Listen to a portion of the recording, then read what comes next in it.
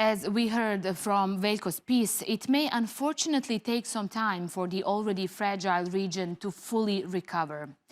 Many still have concerns that the conflict next door could spill over into the Western Balkans. There are positive signs that some countries could join the EU and NATO, but deep-rooted problems are still waiting to be solved.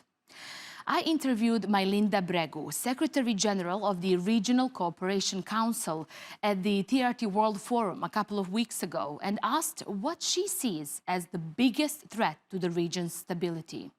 How much is the crisis in Ukraine actually a wake-up call for this fragmented region of across the Balkans? Well, the Ukraine war shed a different light on the Western Balkans. And I can only hope that that wake-up call will last, and then it will be followed by some concrete changes. So everybody understood that the volatility and uncertainty is global now. And EU as well got the real perception that you can't leave Western Balkans and treat those only as base or as part of the EU enlargement story, because Western Balkans are part of the European continent. So, and this crisis happening in Ukraine, it was a wake-up call for the European Union as well, considering that the Western Balkans has never been considered a safe area, but always in the margins of the EU. So I hope that will continue and some concrete results will follow. As we wait for the membership, it's at this point looks so far away still for many countries in the region. What can the countries do themselves when it comes to making their lives better? Can they work more on uniting when it comes to economy or other aspects? Walking the talk.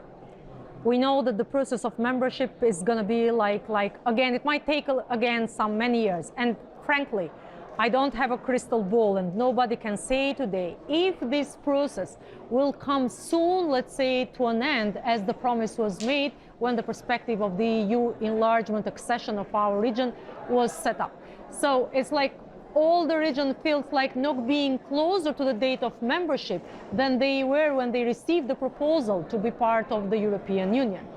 But again, I think what we can do from now, not only from now on, but we have been trying to do so far, and what it is quite important, is for the economies of the region to come closer together, to deepen their economic integration, to connect with each other faster. And I'm not speaking only on the infrastructure connectivity, which is the first thing that passes into our minds, but to connect people to people and trying to have better regional cooperation among themselves, because the cooperation is a taught skill.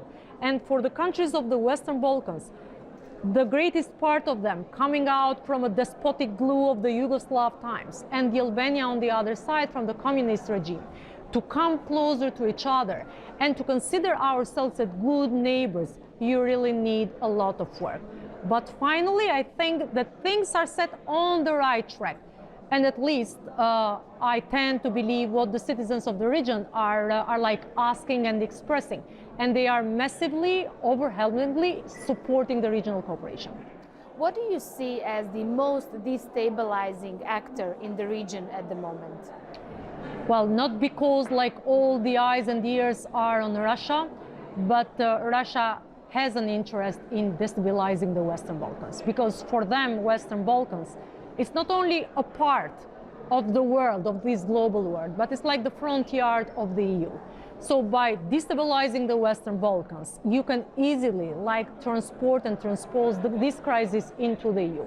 It's the same that is happening with the Ukraine. So that is one of the biggest threats for the moment when it comes from the foreign actors into the region. And I think that the attention on that one has not been quite high. Just consider that as it is in diplomacy and foreign policy, you know that the words are like bullets. But we never considered these bullets to kill people when it was for the propaganda and disinformation. Only during the last year, you see, and we do hear many voices and concerns when it comes to the role of disinformation and the impact that it has on the citizens of the region. And then again, a greater stability in the economies of the region that have been facing problems or still like in the process of facing problems day by day, like Bosnia-Herzegovina, for example, or like the dispute between Kosovo and Serbia, are like not only the most important, let's say, most important actors to build up and strengthen the dialogue and the cooperation, but as well the most, let's say, fragile economies of the Western Balkans. If the war in Ukraine continues and Russia continues to increase its presence, particularly in Republika Srpska, the entity of Bosnia, and in Serbia as well, are you worried that we could see conflicts in Bosnia or in the north of Kosovo in the near future? I hope this is not going to happen, but my hope will not be enough. And I think what can really like prevent that is a closer partnership in terms of security between EU and United States, or as we call it, European Atlantic, transatlantic cooperation in there, with all the countries that have like a role in the region, even Turkey, that is like a strong partner of NATO as well, trying to prevent what can be like the worst case scenario for the Western Balkans. On the other hand, we need like to keep the perspective alive for the citizens of the region. It's not going to be like a small movement, or it's like if the pessimism is going to be to get an increase. And I'm speaking on the pessimism and referring to the pessimism of having a European perspective alive for the Western Balkans. Then the citizens of the region will continue to live day by day.